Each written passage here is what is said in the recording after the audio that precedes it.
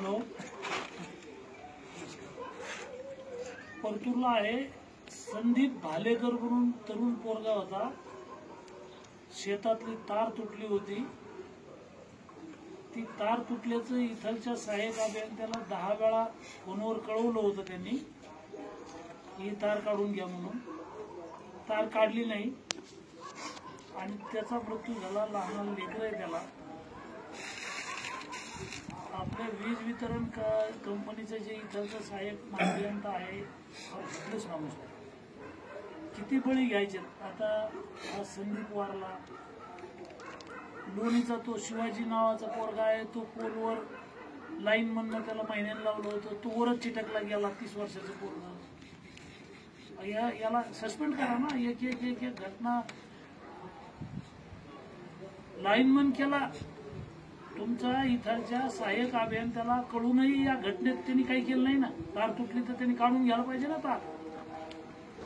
8-10 दिवस तशीच राहिली. मठपतीला बोललोय. सहाय्यक अभियंत्याला माहित होतं ना, त्याला फोन केलता ना, माहित असताना त्यांनी काही केलं नाही. काल 2 तास अंत्यविधी थांबवली होती त्यांनी. शेवटी मी त्या कुटुंबाला बोललो, राहुल भैया बोलला. त्यांचं सोन्यासारखं लेकरू गेलं ना या लोकांच्या मूर्खपणामुळं. आणि एक घटना नाही, 4-5 घटना झाल्या त्या वर्षभरात. इथलच्या सहाय्यक अभियंत्याला काही गांभीर्य नाही. तो कुठं जात नाही, काही पाहत नाही. तुम्ही तरी फोन घेता. अधीक्षक अभियंता दिवसभराचं 10-12 फोन केलं तरी फोन घेतात आणि कारवाई करतात. हा फार बेजबाबदार माणूस आहे तुमचा.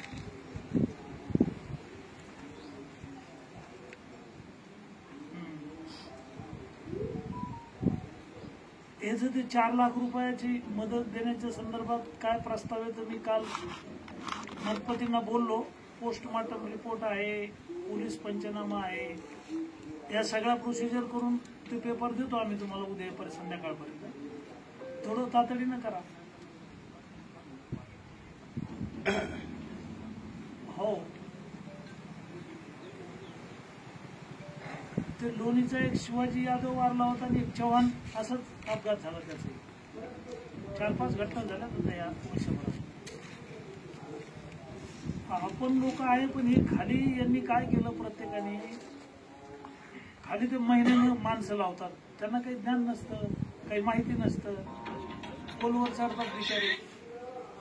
आता ते लोणीचं ट्रान्सफॉर्मर जे आहे ते बंद केलं होतं, पण 2 ट्रान्सफॉर्मरची लाईन होती, तर ते रिटर्न आली इकडे लाईन त्या ट्रान्सफॉर्मरमध्ये. गेलं 30 वर्षाचं पोरगा. आता हे पोरगा तरुण आहे. थोडं काळजी घ्या म्हणा. याचे पेपर 2 दिवसात सगळे मिळून जातील. पुढची कारवाई मठपतींना सांगितलं मी, आपणही सांगतो.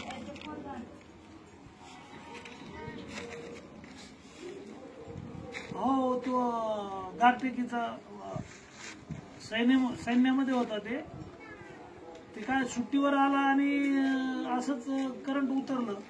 33 kV लाईन आहे त्याच्या घरावरून. ते मेला.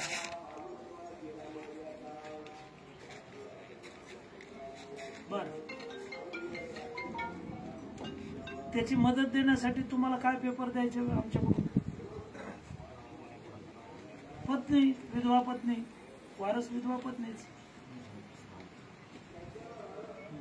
नाही. फर्स्ट प्राधान्य कायद्याच्या तरतुदीत पत्नीच आहे. हो हो. आणि काही असेल तर वडिलाला समजून सांगतो ना मी. वडील ते एकत्र तुम्हाला काय पाहिजे लिहून तर देतील. मी बोलतो त्याच्यावर, मार्गी लावून देतो. ते बोलतो वडिलाला त्यांच्या.